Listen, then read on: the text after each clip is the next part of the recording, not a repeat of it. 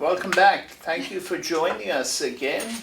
We are happy to be continuing this journey with you and making it through Lent, reflecting today on the intercession to the saints and also on indulgences, the value and the importance of those. And really it's about community, supporting one another in the community of Christ. That's good. I just love how he, confession, looking at it as for your spiritual health. And so I just really like that analogy, and I think that's a good way for those that are, don't go to confession or haven't been to the reconciliation. It's a good way to explain that it's really good for your spiritual health. So. But we have that anxiety about it. But I think it's a health invitation, just like we try to have an annual health checkup, hopefully, and really try to be aware, what are the things that I can improve, and seeing confession from that perspective. It's not to just deal with the faults, it's, hey, how can I be a better person? Matthew Kelly, how can I be the best version of myself, Yeah, he gave a lot of good analogies about, the spiritual health and how, think of all the things that we do to keep our physical bodies in order, and just relating that to this and, being in my ministry, helping walk children through their first time, and then also, helping parents help their children, and even teens that haven't been since their first reconciliation, it gets to be really scary then. But to have these great analogies of the spiritual healing, it's really good. There's got to be a freedom about it. I think the best confessions are when people set up a time, themselves that they really want to do, and to become aware, hey, the Lord sees you coming already. He knows what you want to be forgiven for. The big deal is not, hey, what you've done.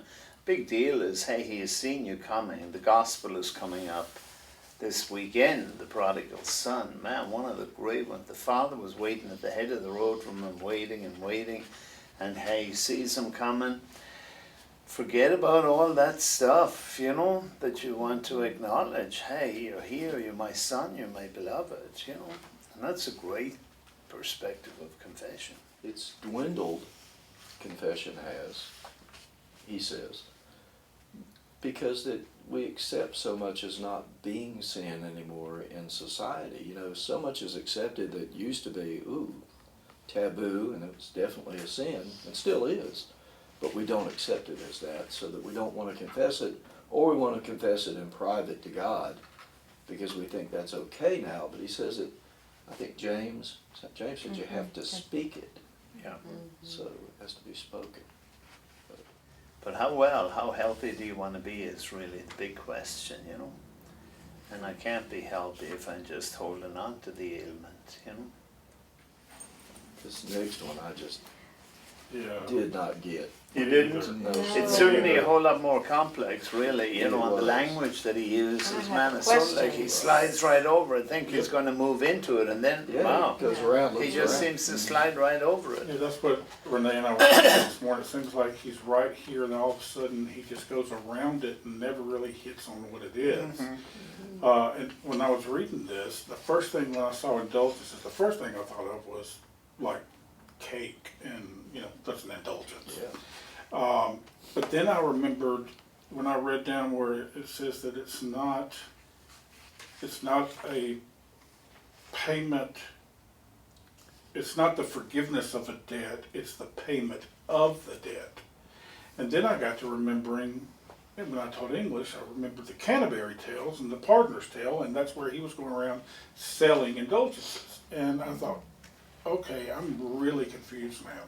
Because and that's why I started doing some research, and I found out that in 1567, I believe, that the church outlawed charging for those. But I still don't understand it. That caused a major rift in the universal church with the Protestant Revolution, and it was part of Martin Luther's 95 Theses that he nailed to the door of the church, was that the church was selling indulgences for profit to build expensive cathedrals and things like that. So I've just never really paid much attention to indulgences. Problem with the indulgences we're looking at, we're making our own way to the kingdom, which is the heresy. You know, it's a real heresy. No, we're not. Hey, he came into the world for a reason, St. Paul says. You know, if we can make our own way to the kingdom, then why did he come into the world, Paul says in Romans, you know? Then there's no business in being there if we can make our own journey. We come through him and through faith in him and through that relationship. But, you know, the indulgences, we benefit from the faith of those people who have gone before us and have been faithful, and we know and we seek their intercession, which rolls into the next chapter, you know. But that we are beneficiaries of the grace that they have built up. So there's a lot surrounding us because we are community. We're not individuals in isolation, but we are community. And so we benefit from the grace of those who have come before us, you know. I love the chapter because it brought a new experience of indulgences to me, because I just shared, you know, what I grew up with. But to me, it gave me, it made me, and it goes with another book that I'm reading, that Edward Sri book, where I can, when I know that I've failed and I've fallen, that God doesn't necessarily want me to wallow in that, because when I do, I'm just going to sink deeper and deeper, and then I think I'm a bad person instead of I did a bad thing, and then, but instead, if I can think of the good things that I have done, or that those around me or those who came before me have done, that I can stand on that. And then say, I'm going to be more like that. Lord, you made me to be more like that, and I trust that you're going to heal me to be more like that. And it, you know, Well, that's and the building up part. Yeah. You know, it's building you up, which means you're going to build others up. Mm-hmm. And refocus. Yeah. But just being in the presence with someone you know, when I feel yuck, I can reach out to somebody that I know has a good spirit and a good, and then that's going to make me feel better, and then I can get myself out of that and move on to do better. Absolutely. Good. Good interpretation of this. Yep. The part that I just was disturbed a little bit about when he says that God tested Abraham repeatedly. Well, and I just didn't, I don't know that, I don't feel like God tests us to fail. I don't know if there's another way of saying that, or maybe I just don't, I don't know, what, I just conflicted by that. Absolutely. Good point. I think a lot of people are, and there's still a fundamental belief in that in the church. And among people today, and that God is testing me, No, I don't believe God tests us. God knows us. Why would he test us, If he knows us and knows our heart, to show us up, to show us, what we don't believe and what we don't trust. Hey, no, he invites us. That's what all the parables and the teaching and instruction were about. But we still continue to use that because we make it so human, And maybe God didn't test Abraham in a way that it's written because God knew what would happen, but maybe God was testing Abraham for Abraham's sake so that he can realize how strong and faithful he was going to be to God. Mm-hmm. Mm-hmm. So, we're into the intercession.